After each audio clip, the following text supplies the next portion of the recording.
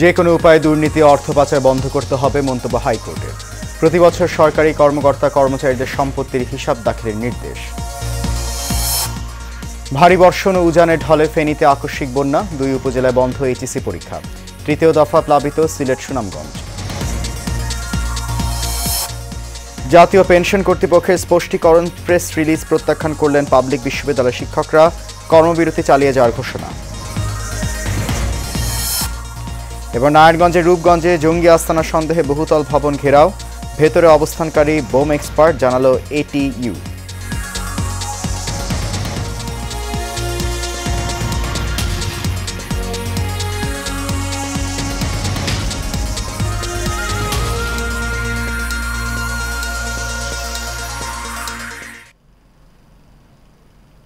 সবাইকে স্বাগত জানাচ্ছি এশিয়ান নিউজে। আপনাদের সাথে আছি আমি সৈয়দ মাহিউজ্জামান মুখর। শুনছেন বিআরবি কেবল ইন্ডাস্ট্রিজ লিমিটেড সংবাদ শিরোনাম। যাচ্ছি পুরো খবরে। দুর্নীতি দেশে সুশাসন ও উন্নয়নের অন্তরায় উল্লেখ করে হাইকোর্ট বলেছেন, যে কোনো উপায়ে দুর্নীতি অর্থ পাচার বন্ধ করতে হবে। সব শ্রেণী পেশার মানুষকে কাঁধে কাঁধ মিলিয়ে দুর্নীতির বিরুদ্ধে আন্দোলন গড়ে তুলতে হবে। আজ বিচারপতি মোহাম্মদ নজরুল ইসলাম তালুকদার ও বিচারপতি কাজী ইবাদত হোসেনের হাইকোর্ট বেঞ্চ এ মন্তব্য করেন। দুর্নীতি রোধে সরকারি কর্মকর্তাদের সম্পদের হিসাব আইন অনুযায়ী দাখিল এবং ওয়েবসাইটে প্রকাশের নির্দেশনা চেয়ে রিটের শুনানিতে আদালত এই মন্তব্য করেন। এ সময় প্রতি বছর সরকারি কর্মকর্তা কর্মচারীদের স্থাবর অস্থাবর সম্পত্তির হিসাব দাখিলের নির্দেশও দেওয়া হয়। হাইকোর্ট বলেন, আইনের যথাযথ প্রয়োগ না থাকায় অনেক সরকারি কর্মকর্তা অঢেল সম্পদের মালিক হচ্ছেন, এটা বাঞ্ছনীয় নয়। তাই সরকারি কর্মকর্তা কর্মচারীদের সম্পদের হিসাব দাখিলের এই আদেশ বাস্তবায়নের অগ্রগতির রিপোর্ট আগামী 3 মাসের মধ্যে দেওয়ার আদেশও দেওয়া হয়েছে।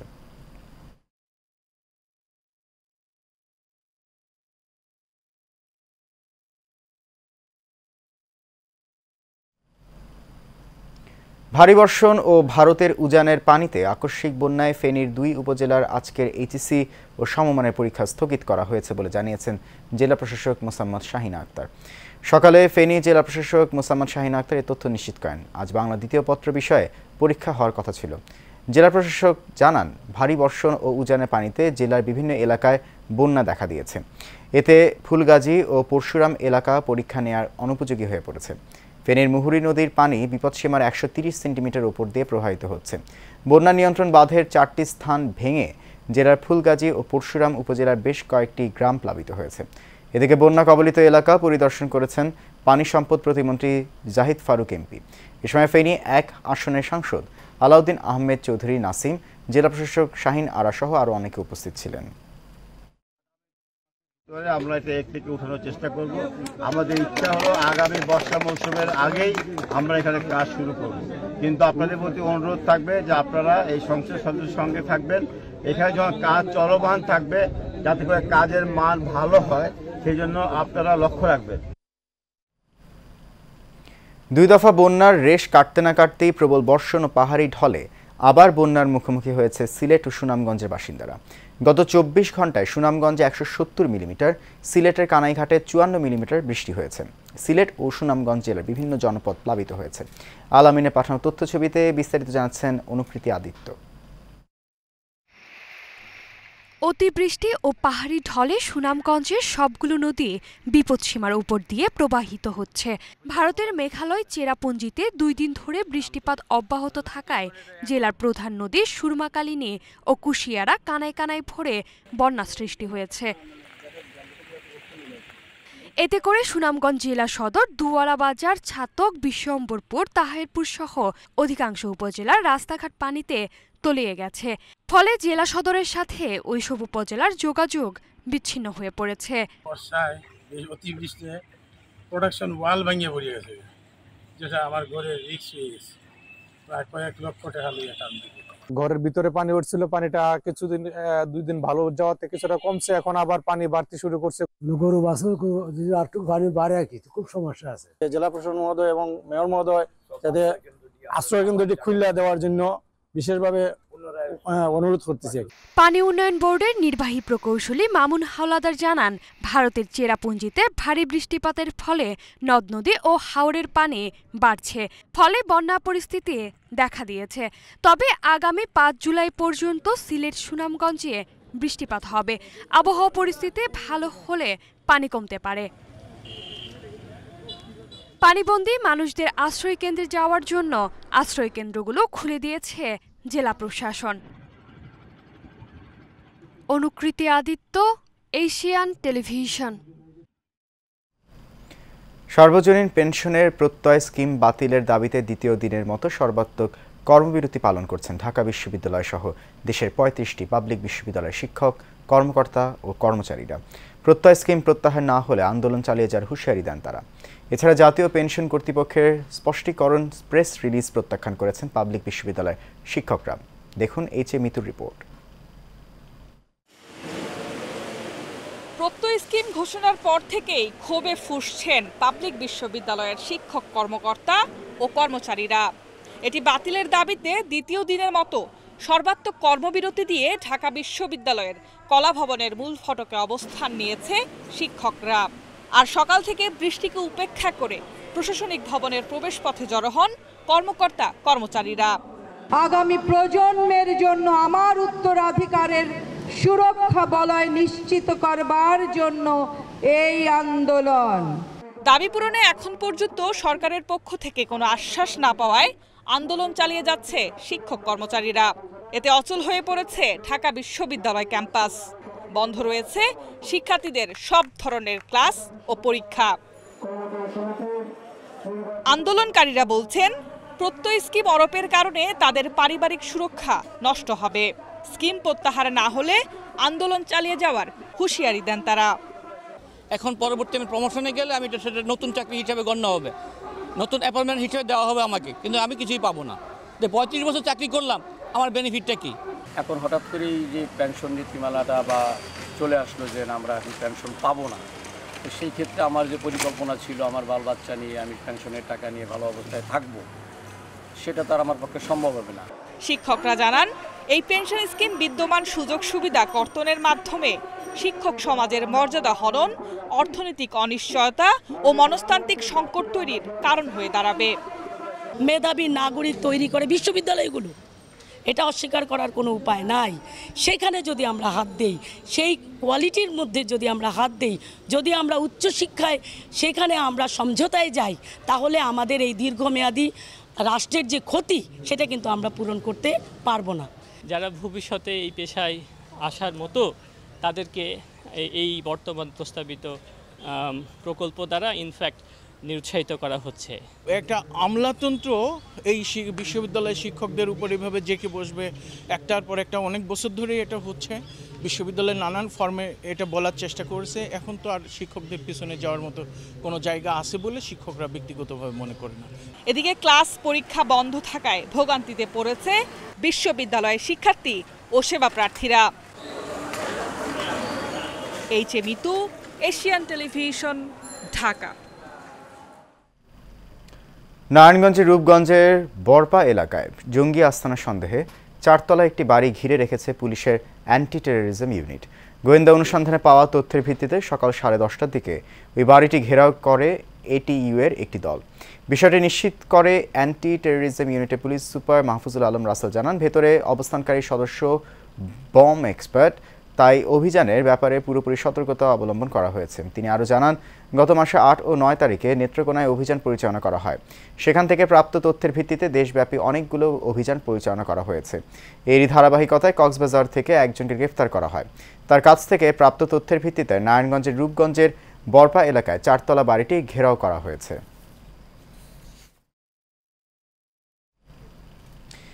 দর্শক, জঙ্গি আস্তানায় অভিযানে আরও খবর নিয়ে এই মুহূর্তে নারায়ণগঞ্জ থেকে সরাসরি যুক্ত হচ্ছেন সহকর্মী হাবিবুর রহমান।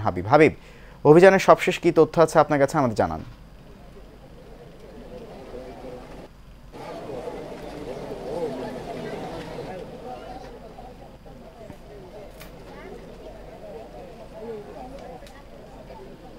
মুখর সকাল 10টা থেকে অ্যান্টি টেররিজম ইউনিট এবং নারায়ণগঞ্জ জেলা পুলিশ এই রূপগঞ্জের বোরপাড় যে এলাকার যে চারতলা একটা বাড়ি ঘিরে রেখেছে। এই বাড়ির মালিক একজন সৌদি প্রবাসী জাকির হোসেন বলে আমরা জানতে পারছি। তার বাড়ি হচ্ছে ব্রাহ্মণবাড়িয়াতে। এই গণমাধ্যমকে এন্টি টেরোরিজম ইউনিটের যে পুলিশ সুপার আছেন সানোয়ার ইসলাম, উনি জানিয়েছেন যে তারা চট্টগ্রামে কক্সবাজারে এবং ঢাকা বাংলাদেশের বিভিন্ন জেলায় যে অপারেশনগুলো চালিয়েছিলেন তার প্রাপ্ত তথ্যের ভিত্তিতে মূলত এই বাড়িটি ঘিরে রেখেছেন সকাল থেকে। এবং বাড়িটি ঘিরে রাখার পরে যেহেতু বাড়িটি চারতলা এবং প্রায় 8টি ইউনিট আছে বলে আমরা যতটুকু জানতে পেরেছি, এখানে কোন ফ্ল্যাটে আসলে তিনি অবস্থান করছেন এটা জানতে তাদের আসলে ঘণ্টাখানেক সময় লেগে যায়। এবং এটা জানার পরে আসলে সোয়াতের সদস্যদেরকে আমরা প্রায় 12টার দিকে আমরা 10-12 জন সদস্য তাদেরকে আমরা ভিতরে প্রবেশ করতে দেখি এবং তারা সেখান থেকে কিছুক্ষণ আগে একটি শক্তিশালী বোমার বিস্ফোরণ হয় এবং আমরা এমনটা জানতে পেরেছি যে প্রায় আরও 3 থেকে 4টি শক্তিশালী বোমা পাওয়া গেছে। তবে কাউকে গ্রেফতার করতে পেরেছে কিনা এখন পর্যন্ত আমরা জানতে পারিনি, কারণ আমরা আসলে নিরাপদ দূরত্বে আছি এবং আমাদেরকে একটু নির্দিষ্ট দূরত্ব থেকে সংবাদ সংগ্রহ করার জন্য বিশেষভাবে অনুরোধ করা হয়েছে, কারণ বোমা বিস্ফোরণের ফলে তার স্প্লিন্টার আসলে ক্ষতিগ্রস্ত হতে পারে। বলে রাখতে হয় যে এই বাড়িটিতে প্রায় কিছুদিন আগে উনি উঠেছিলেন যে একজন ভাড়াটিয়া, এবং এন্টি টেরোরিজম ইউনিটের পক্ষ থেকে আমাদেরকে জানানো হয়েছে যে এই যে যিনি এখানে আছেন কিংবা ছিলেন বলে ধারণা করা হচ্ছে যে উনি আসলে প্রশিক্ষক এবং সিনিয়র একজন মানুষ এবং বোমা তৈরিতে তার বিশেষ পারদর্শী রয়েছে বলে আমরা জানতে পেরেছি। তবে গ্রেফতারের সংখ্যা আমরা এখনো জানতে পারিনি। অভিযান এখনো চলছে বৃষ্টির মধ্যে। আমরাও আছি এখানে। মুখর বোমা বিস্ফোরণ হয়েছে ঘরের ভেতরে একটা, এতে করে স্প্লিন্টারের আঘাতে অনেক ক্ষতি, দেয়ালগুলো ভেঙে জানালাগুলো ভেঙে পড়েছে এবং এন্টি টেরোরিজম ইউনিটের সদস্যরা চতুর্দিক ঘেরাও করে রেখেছে এবং নির্দিষ্ট দূরত্ব মেনটেন করে সবাইকে থাকার জন্য ওনারা অনুরোধ করছে। কিছুক্ষণের মধ্যে হয়তো দ্বিতীয় বোমাটির বিস্ফোরণ করবে বলে আমরা ধারণা করছি। আমরা একটু দেখাই, আপনার মুখর একজন বোমা বিস্ফোরণকারী দলের একজন সদস্য আসছেন বোমা পরিহিত অবস্থায়, এবং এখানে একটু আগে একটা মাটি খনন করা হয়েছে। হয়তো আমরা ধারণা করছি এই মাটির নিচে বোমা রেখে আসলে তারপর সেটাকে বিস্ফোরণ ঘটানো হবে।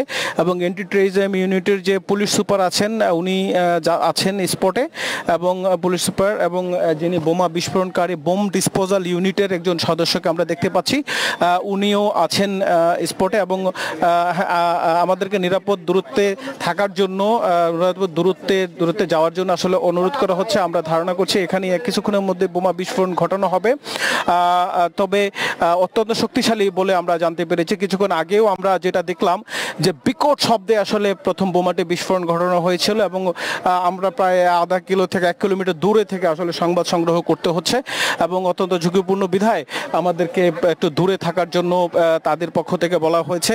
এবং মুখর আমরা যেটা তাদের সূত্রে জানতে পেরেছি যে এখানে কেউ আছে বলে আমরা এখনো নিশ্চিত হতে পারিনি, তবে আমরা একটা সূত্রে নিশ্চিত করছি যে অভিযান চালানোর 3 দিন আগে এখান থেকে তারা পলায়ন করেছে বলে আমরা ধারণা করছি। যদিও এই তথ্যটাকে এখনো পর্যন্ত নির্ভরযোগ্য কোনো তথ্য বলে আমাদেরকে জানানি, তারপরে আমরা পরবর্তীতে আপডেট দেব। মুখর নারায়ণগঞ্জ রূপগঞ্জ থেকে এই ছিল আমার কাছে সর্বশেষ। জি হাবিব, সাবধানে থাকবেন এবং আপনাকে অনেক ধন্যবাদ। আমাদের সহকর্মী হাবিবুর রহমান হাবিব নারায়ণগঞ্জ থেকে জঙ্গি আস্তানায় অভিযানের সবশেষ তথ্য আমাদেরকে জানাচ্ছিলেন। কোটা নিয়ে সাধারণ শিক্ষার্থীদের বিভ্রান্ত করে রাজনৈতিক সুবিধা হাসিল করতে বিএনপি জামাত চক্রান্ত করে যাচ্ছে বলে জানিয়েছেন বাংলাদেশ মুক্তিযোদ্ধা সন্তান সংসদ কেন্দ্রীয় কমান্ড কাউন্সিলের চেয়ারম্যান মোহাম্মদ সুলাইমান মিয়া। সকালে শাহবাগে জাতীয় জাদুঘরের সামনে আয়োজিত প্রতিবাদ মিছিল এবং সমাবেশে এসব কথা বলেন তিনি। দেশে চলমান দুর্নীতি নিয়ে তারা বলেন, জনগণের টাকা বিদেশে পাচার করে যেসব কর্মকর্তারা সম্পদে পাহাড় বানাচ্ছে সেই সব কর্মকর্তাদের বিরুদ্ধে সুষ্ঠু তদন্ত করে আইনানুগ ব্যবস্থা নিতে হবে। এ সময় বেশ কিছু দাবি দাওয়াও তুলে ধরেন সংগঠনের চেয়ারম্যান মোহাম্মদ সুলাইমান মিয়া।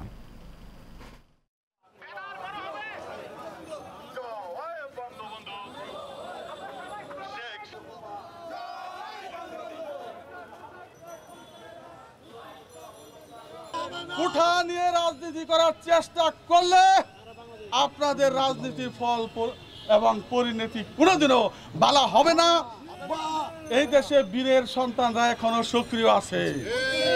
আমাদের দাবি যদি মেনে না নেওয়া হয়, আমরা সারা বাংলাদেশে 64 জেলায় উপজেলায় আমরা অবরোধ সহ আমরা হরতালও করতে পারবো।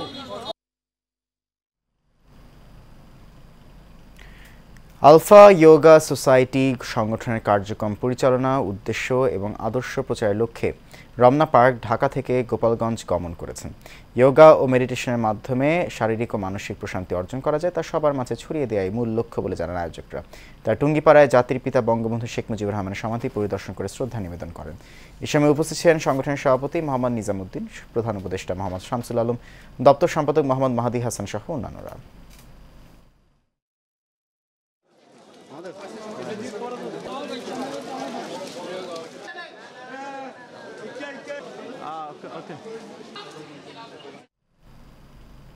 সাবেক বস্ত্র পাটমন্ত্রী গোলাম দস্তগীর গাজী বীর প্রতীকের নির্দেশনায় নারায়ণগঞ্জের রূপগঞ্জে 2000 পরিবারের মাঝে মৌসুমি ফল, আম ও কাঁঠাল বিতরণ করা হয়েছে। দুপুরে উপজেলা আওয়ামী লীগের কার্যকরী সদস্য আনসার আলীর উদ্যোগে বাড়িয়াছনি এলাকায় এই মৌসুমি ফল বিতরণ করা হয়। এ সময় আরও উপস্থিত ছিলেন রূপগঞ্জ ইউনিয়ন যুবলীগের সভাপতি মোহন মিয়া, উপজেলা ছাত্রলীগের সাবেক সহসভাপতি মিঠু খন্দকার, আওয়ামী লীগ নেতা নবী হোসেন, যুবলীগ নেতা আবু তাহের সহ স্থানীয় আওয়ামী লীগ এবং সহযোগী অঙ্গ সংগঠনের নেতাকর্মীরা।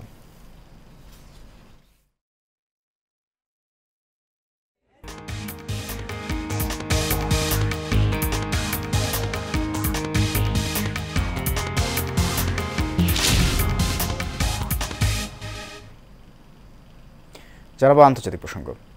এবার ফিলিস্তিনের খান ইউনিসের পূর্বাঞ্চল থেকে গাজাবাসীদের সরে যাবার নির্দেশ দিয়েছে ইসরায়েলি প্রতিরক্ষা বাহিনী। সোমবার এক অডিও বার্তায় এই এলাকার বাসিন্দাদের নিরাপদ অঞ্চলে সরে যেতে বলা হয়। ঘোষণা পাওয়া মাত্রই বাড়িঘর ছেড়ে নিরাপদ আশ্রয়ের আশায় ছুটছেন শত শত ফিলিস্তিনি। তবে নিরাপদ অঞ্চল কোনটি সে বিষয়ে ইসরায়েলের নির্দেশে পরিষ্কারভাবে কিছু জানানো হয়নি। তাই কোথায় যাবেন এই নিয়ে চিন্তিত হয়ে পড়েছেন খান ইউনিসের বাসিন্দারা। এমন হুঁশিয়ারির আগের দিন ইসরায়েলকে লক্ষ্য করে এক গুচ্ছ রকেট ছুড়ে সশস্ত্র গোষ্ঠী ইসলামিক জিহাদ। তারপরেই এমন ঘোষণা দেয় IDF. Mengejutkan mereka. Akhirnya, mereka berbondong-bondong membawa barang bawaannya. Evakuasi dan serangan besar-besaran akan semakin menghambat akses warga Palestina terhadap এশিয়ার দ্রুত বর্ধনশীল সম্ভাবনার বাজারগুলোর মধ্যে বাংলাদেশের স্টার্টআপ ইকোসিস্টেমকে আরও উচ্চ পর্যায়ে পৌঁছে দেওয়ার লক্ষ্যে smart Bangladesh endless possibilities theme নিয়ে দ্বিতীয় বছরের মতো আয়োজন হচ্ছে বাংলাদেশ স্টার্টআপ সামিটের। দেশে 8টি উল্লেখযোগ্য স্টার্টআপের শীর্ষ প্রতিনিধি, সেই সাথে আরও কিছু ভেঞ্চার ক্যাপিটালিস্ট এবং ইকোসিস্টেম বিল্ডার স্টেক হোল্ডারকে নিয়ে 27 জুন ঢাকায় স্টার্টআপ বাংলাদেশ লিমিটেডের কার্যালয়ে অনুষ্ঠিত হয়েছে স্টার্টআপ ফাউন্ডার্স সামিট। উপস্থিত স্টার্টআপগুলো ছিল শপ আপ, চাল ডাল, এমি সোল শেয়ার লিমিটেড, আমার ল্যাব, আই ফার্মার, ট্রাক লাগবে, আমি প্রবাসী এবং পাঠাও। এ সময় উপস্থিত ছিলেন অ্যাঙ্কারলেস বাংলাদেশের founding partner and CEO Rahat Ahmed, IDLC VC ফান্ডের অন্যতম পার্টনার মুস্তাফিজুর খান, লাইট ক্যাসেল পার্টনার্সের সিইও বিজন ইসলাম, এশিয়াটিক মাইন্ডশেয়ার লিমিটেডের ম্যানেজিং ডিরেক্টর মোর্শেদ আলম সহ অন্যান্য গুরুত্বপূর্ণ কর্মকর্তারা।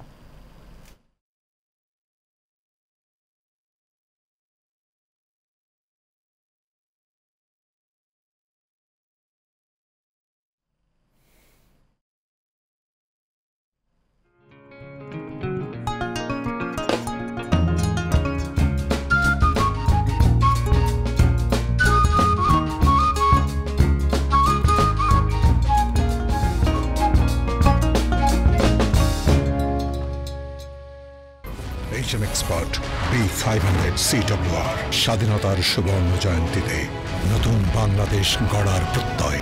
HM steel B500 CWR।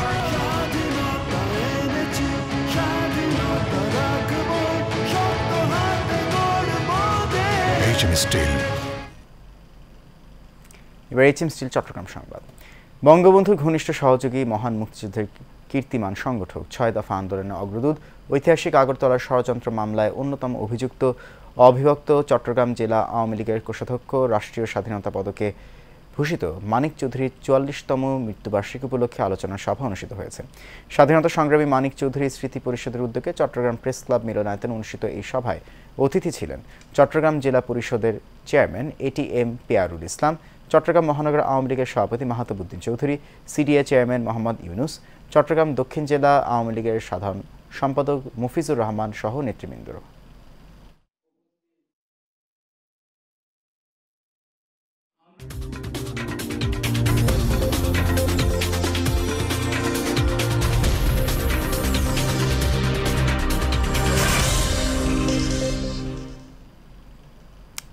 জানাবো খেলার খবর। বাংলাদেশ ক্রিকেট বোর্ডের কার্যনির্বাহী কমিটির সভা শুরু হয়েছে। মিরপুরে বিকেল 3টায় শুরু হয় এই সভা।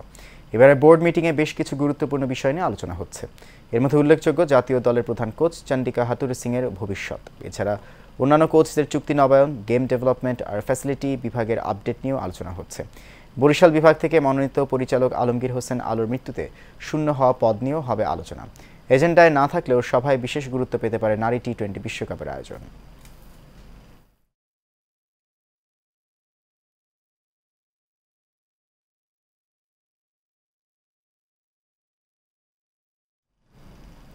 শেষ করবো এশিয়ান নিউজ। তার আগে বিআরবি কেবল ইন্ডাস্ট্রিজ লিমিটেড সংবাদ শিরোনামগুলো জানিয়ে দিচ্ছি আরও একবার।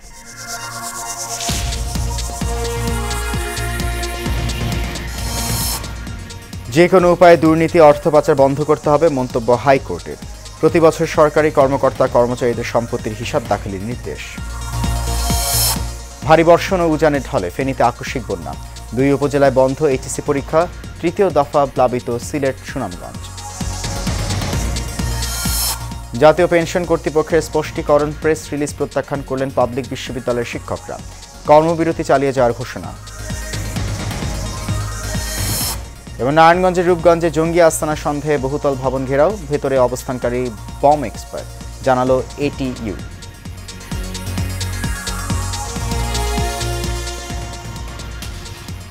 এশিয়ান নিউজ এ পর্যন্তই। আমাদের পরবর্তী সংবাদ দেখার আমন্ত্রণ রইল। এতক্ষণ সঙ্গে থাকার জন্য অনেক ধন্যবাদ সবাইকে।